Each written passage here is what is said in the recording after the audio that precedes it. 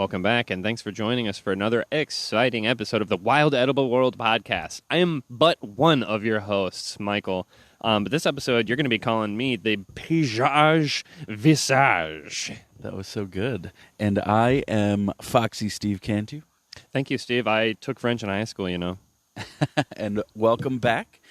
We are reporting to you live from the middle of the woods, just doing a little bit of munching here, and very excited to talk about episode Wild Grape. Yeah, there's so many wild grapes. We're just going to kind of focus on the general aspects of the common wild grape species you're going to find in North America, and a little bit about like the cultivated stuff as well. But maybe later we'll come back and like really hone in on specific species. We'll mostly be talking about the riverbank grape, I think, which is what is a lot of around here. A lot of distinction comes in the flowering phase, so it can be kind of hard to tell unless you're watching these things day by day for a couple of years, you know, what plants these specifically are.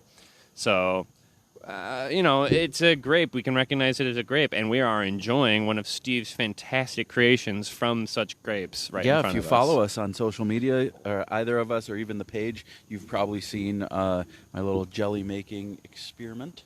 And we have some of that in front of us. And we're going to show you how to find it.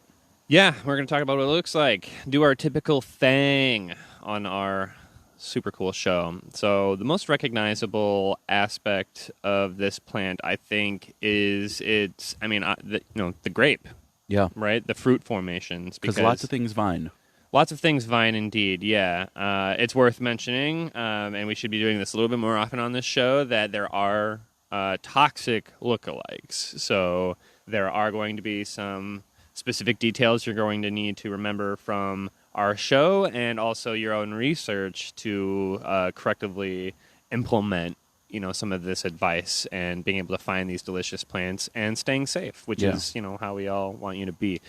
So with the fruit formations, it really does kind of show up in the late summer. So right now we're in the middle of August, dead center of August, 15th, and it is the earliest grapes are just starting to ripen. And what do they look like, Steve? Like regular grapes? Yeah, basically, right? Pretty much. So I wasn't even looking for grapes. I was out looking for maybe some late season choke cherry or any other sort of like fruit coming in. We're on the cusp of apple season here, so I've been getting really into wild apples and the endless possibilities that are that.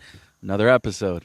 Within the next couple weeks, absolutely. And that one's going to be we might have to go a little bit long. We might have to warn you now. Episode Malice might be a little bit of a long one. Tons of fun stuff to talk about. So can you blame us? Yeah. Back to the grape. I wasn't even looking for them, and then I just spotted these huge clusters. And please check out the social media, and I'm sure we'll share a picture of just these beautiful clusters of grapes. It looked like, I was at a vineyard, like a really poorly kept vineyard. Overgrown vineyard. Yeah, exactly. Yeah. But there was just these huge trusses of grapes and they look exactly like it. And they're, like you said, there are toxic lookalikes, but these were just overly obvious grapes. Yeah, whenever people are mistaking things for grapes, they're more in a circular cluster, and these definitely have that triangular form, gradual. It's one berry at the bottom, and then it kind of like multiplies as it goes up towards the stem. So yeah, it's not necessarily a common mistake, but it can be an over-eager forager's mistake. There are absolutely some things that I saw that looked like, oh, maybe this is a cluster of grapes or a bunch of grapes that's not as formed. Yeah, and not necessarily spread out exactly, yet. Yeah. And that just was, they just weren't grapes. I mean, heck, I've seen them growing together, like for sure, vining around each other. Mm-hmm. So of course, it's worth being a super attentive on what you can and can eat. Always. So back with the grapes, and the coloration isn't necessarily like what you're going to find on a table grape. Mm-hmm. I mean, when we're talking about size and color wise, it's going to have the same growth pattern and formation that you can imagine. You know, just like a Grecan painting of a man lounging, and you know, beautiful people feeding him grapes or them grapes. You know, I'd imagine whatever. So you're gonna find the grapes you find in the wild are actually quite a bit darker. You know, Definitely. so you have your regular green grapes, table grapes, or red grapes, and those are more like a light purple. These are like purple black. I mean, looking at this jelly that we have right in front of us, it is like this deep red. Like, so the center of this jelly is black. Yeah, you it know? looks I mean, it looks like Concords, you know, like Yeah. similar to that. Like how Yeah. So I mean, you know, Yeah. I think Concord grape. So the type of jelly you would get at the store is almost bluer, right? Yeah, so it's true. got a bit of a bluer tint to this. This is Yeah. like hard red, and it is phenomenal. I'm going to take another little cracker here. We eat jelly with crackers, and it's. I mean, honestly, it's going to be the best grape jelly you've ever had. it's whenever you really use this. really good. Without all these extra sweeteners and all this stuff, it tastes Exactly. basically the same. And this is like the first grapes on the vine. You know, Yeah. most of the time people tell you to wait to eat them a little bit. Yeah, a lot of the times people wait till after the first frost of the year so that the grapes sweeten up a bit. You know, similar to like a carrot or something along those lines. Yeah, plenty of And it's you know, this doesn't even need it. I almost didn't take them because I was like, it's so early. But I was texting with you, Not necessary, man. This is and so you were good. like, "Let's do it, dude." yeah, it's need those nice and tart. grapes. I'm so happy you did. And that's my grape Delicious. preference. I prefer green grape with a good amount of tartness, and I prefer a Cabernet Sauvignon. Yeah, word. Red grape with a lot of dryness. So Yeah, this is and right I up like- my alley. Yeah, it's been back to like thinking about sour flavors too. Like wild grapes, they have this like particular sourness to them, and they're kind of crunchy. So I like crunchy green grapes. So I Yeah. mean, if you're okay with a little extra crunch regarding the seeds, because wild grapes will be seeded. Largely seeded. Yeah, pretty well. The seeds are pretty big. pretty well the seeded, The you're seeds are right. pretty big. They are pretty big, but they are edible. So crunching right through them is fine, and it does sound loud, but I swear they're not as hard as they sound. But they are definitely pretty audibly crunchy. So I think we should move down the plant a little bit all the plant is. Okay, not all the plant, but most of the plant is green. So it's whenever it's young growth, within probably 5 years, it's going to be pretty green. And then over the winter, the surviving plant matter gets pretty barky. So Yeah, it can flaky it like bark. hardens up and turns into a bark. A lot of these vines you're going to see growing around some trees in old growth forests. You're going to see vines that are like. I've seen vines, I swear. Like wrist thick, yeah. Oh my gosh, yeah. Yeah. A forearm thick. Sure. And it is a old grapevine that is just like gone all the way up this old oak tree and back down, and you can find the grapes, and that doesn't necessarily warrant a delicious grape, unfortunately, but they change quite a bit. it's so impressive. Yeah. So yeah, this is a vining plant. So it definitely is has this vining growth pattern where it's going to be stretching all over the place. And more specifically, one of the key components in identifying wild grapes is noticing their tendrils. Yes. So they have little two-prong tendrils that reach out and wrap around stuff. And we've mentioned these before. These Yes, tendrils. I love talking about them because they're my favorite trail snack in the Yes. world. They are highly edible, and they can exist in a spectrum of color from green to red. So I call them sweet tarts of the woods, And that's- because I guess it's shock tarts of the woods. Yeah. So they're a bit sour, like you said. You can taste earlier before we recorded. You can taste the tendrils, like some of the raw components in the plant itself, in the fruit juice. Yeah, absolutely. It's very similar flavor profiles. Just super delicious, man. Tangy, juicy, got the right amount, just like the touch of tannin to them still. So you got these green-red tendrils reaching out, and you're going to find that along trails. Like literally any trail that we walk around here that's got gravel on it, you're going to find grapes growing along almost every single inch of that trail. And you're going to see those tendrils reaching out into the sunlight. So that's why I love eating them, is because they're always face level for me, 6 foot, and below too. They grow when they're that young. I'd say up to 6 feet, unless they have something to really climb up. When they're growing out of weeds like that on trail sides, they're just kind of using their own support. But you can just pick them right off and eat them, and they're delicious. They're also excellent pickled because of the inherent tannins in the plant, the entire plant itself. It aids to crispiness. So they're good for pickles themselves, and they are good for the pickling process, keeping everything crisp. Yeah, sounds awesome.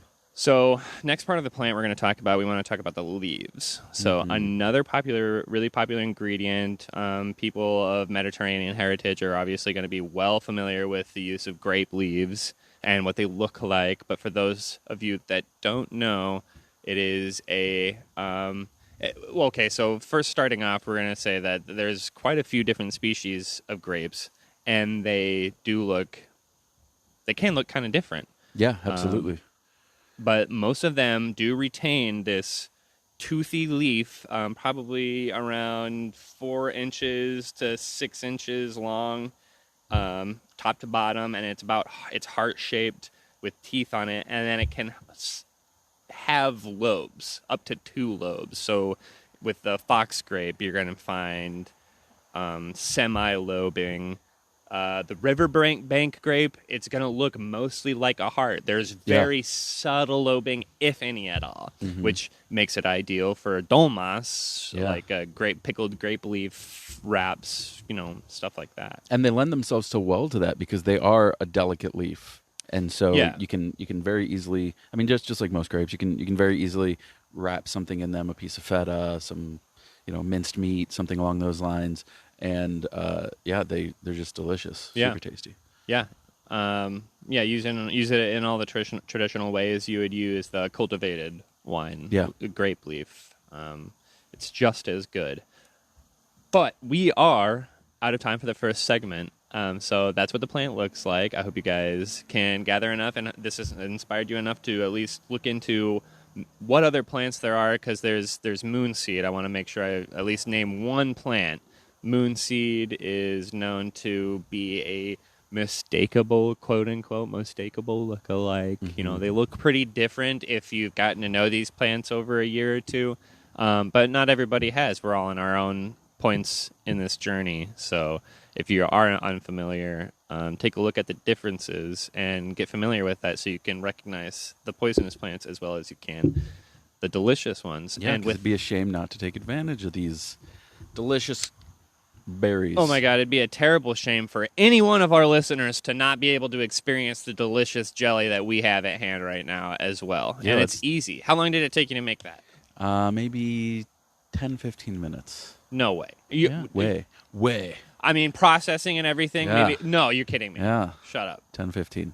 Maximum. I am having a hard time believing that, and that's really impressive. Here it is. Here, I do have a little bit of experience in the kitchen.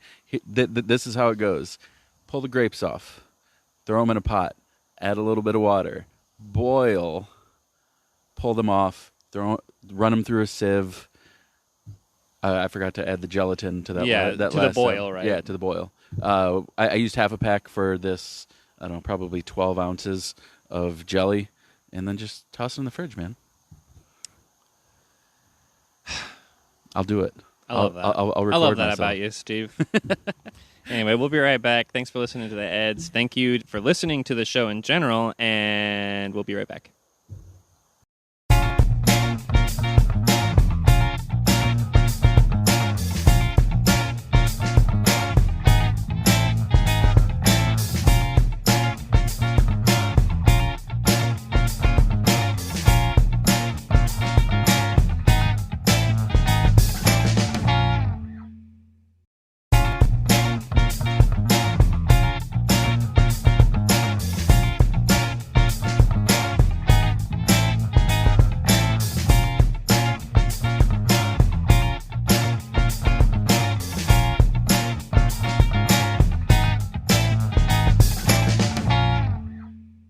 And we're back from the break. We have snacked and returned. Yeah, so we're fully fueled. Yep, we're jacked up on that wild grape Wild juice. Wild grapes and peanut butter sandwiches. And we're ready to get into some nutrients. Hit me with it. So this is a little bit heavier than we normally go. This is 151 grams. We normally do 1 hundo. So from that 151, you get 104 kilocalories. You get 1.9 grams of protein, 0.24 grams of fat, 27.3 grams of carbohydrates. So no surprise here. Grapes are the highest concentration of sugar in the fruit world. Of course. Yeah. At least that I'm... Because they're used to make wine. Yeah, exactly. And in order to do that, you have to convert sugars into alcohol. A little bit of fiber, 1.4 grams, 288 milligrams of potassium, 15 milligrams of calcium, 0.54 iron, 11 milligrams of magnesium, 30 milligrams of phosphorus, 3 sodium, 0.11 zinc, 4.8 vitamin C, 22 micrograms of vitamin K, and 3 micrograms of folate. Wow. Folate, rather. Folate. Foliage. No, it's, and of course, these aren't like super specific numbers. So what was that for? Like red and green grapes? Yeah, that was just for your normal table grapes. So the stuff you're going to find at the store. Yeah. Was it or was it not exceptionally kind of difficult to track down nutritional research for this? So difficult. Surprisingly. Just in general, like, so each one of the grapes that we researched and said, hey, what are the nutritional facts in this or that, the other, they're all pretty damn similar. Yeah, you're going to end up with, pretty much the same stuff. Obviously, there's going to be variations because different grapes yield different flavors and different fermentations and stuff like that. And just in general, like food rule, the darker, the more into that purple realm, the higher in antioxidants, the higher in polyphenols you're going to get. Yes. As a wise man once said, the darker the berry, the sweeter the juice. True. But yeah, so you'll see a ton of variation even throughout like your grocery store grapes, or you won't see a ton of variation rather. And so when you take into account these wild grapes, it's probably going to be, I would say, a little bit less sugar maybe, just because they're not as inherently sweet. They're not bred for sweetness. Exactly. They're not bred for anything. They're just wild. They're wild. Like us. Exactly, yeah. They're, they're going to be a little bit less in sugar, but you're actually going to find them probably higher in other things, like wild variations of our common cultivated varieties tend to be. So you're going to find probably higher levels of vitamins and nutrients and probably and like acid levels. I know there's like good amounts of malic acid and like some really basically the stuff that makes it delicious. Wild grapes are even more delicious. They're just not that as desirable of a seed to fruit flesh ratio like we like in our fruit. So. For sure.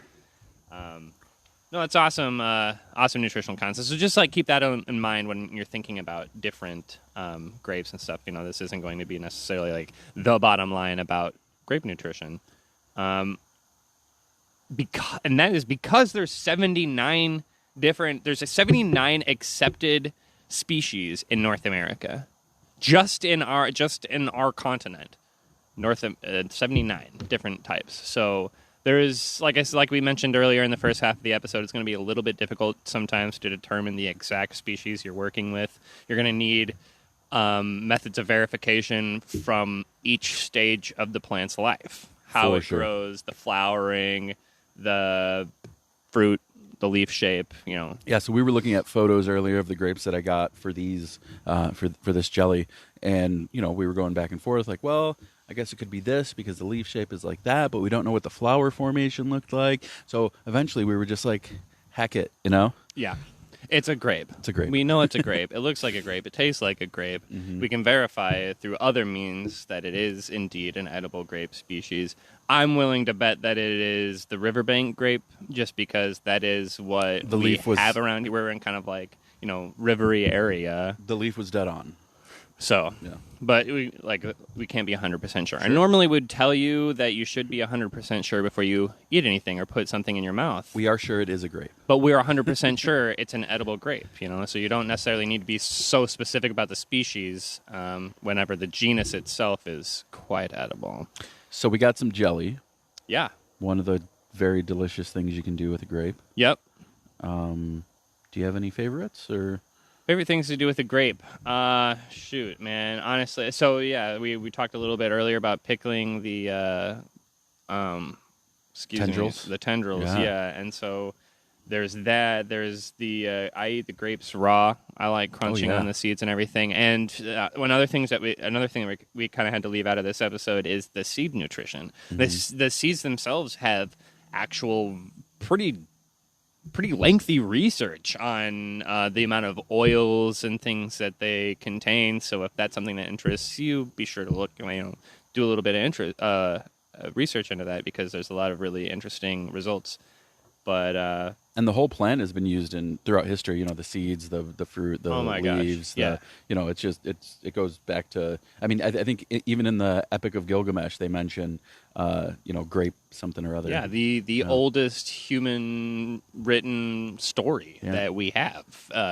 It's definitely one of the longest relationships. The Hall of Fame award for sure for longest human relationship with a plant. One of them. That and probably tobacco or something more trippy than that. But those are other episodes. So going back to favorite uses, jelly. I mean, you really cannot beat a solid jelly. That's one of the best ways to get the most out of the moisture you're getting with the plant.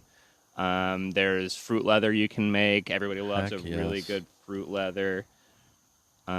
Just the kind of, and dolmas with the leaves. So again, you could probably do a little bit like a grape flavored dolmas if you want to use the whole plant. You get the tendrils and the grapes in whatever mash you're using to wrap in the leaves, and that'd be really fun. That's a good idea. I'm going to do that. Yeah, that sounds awesome. Beyond that, I haven't used it too much besides just eating it, using it, brewing with it. You can make wine. Obviously, that's the undercurrent to a lot of what we've been talking about, is that is a very popular ingredient for making different types of wine. You can make white wine, red wine, all the different types of wine. Vinegars, if it's really called wine. Well, and vinegar, of course. Yeah, you let wine get a little bit further. Now you have vinegar. So this plant is almost essential in human cuisine, right? Sure. Yeah, absolutely. As far as we understand it and have grown to understand it. But I do have a couple of really cool facts about the history of North America and the grapes. So I think it's Newfoundland. So the top northeastern edge of North America is where Leif Erikson first voyaged from Northern Europe across the ocean and visited North America for the first time as far as Northern European or white people are concerned, and they called it Vinland. So the name for what they understood as North America at the time was Vinland, which means wine land. Sure. Pretty easy to figure out, and that was because of the sheer abundancy of grapevines everywhere. And I'm sure anybody that's listening to this, once they get familiar enough with what these grapevines look like and how common they are, you're going to see them everywhere. Yeah. Some just popped up in my yard this year. Oh, you're kidding me. My neighbor has them all over his garage. Yeah, it's just... I mean, what did you do with the seeds that you just throw them out? And, no, I fed them to the chickens. Oh, there you go. Yeah. See, that's excellent. Excellent. You're so good, Steve. The pumice. Yeah. The pumice left from that mixture. I tossed to the chickens, and they went in on it. Those are going to be such good eggs. The oils and fats in those seeds. Oh, my gosh.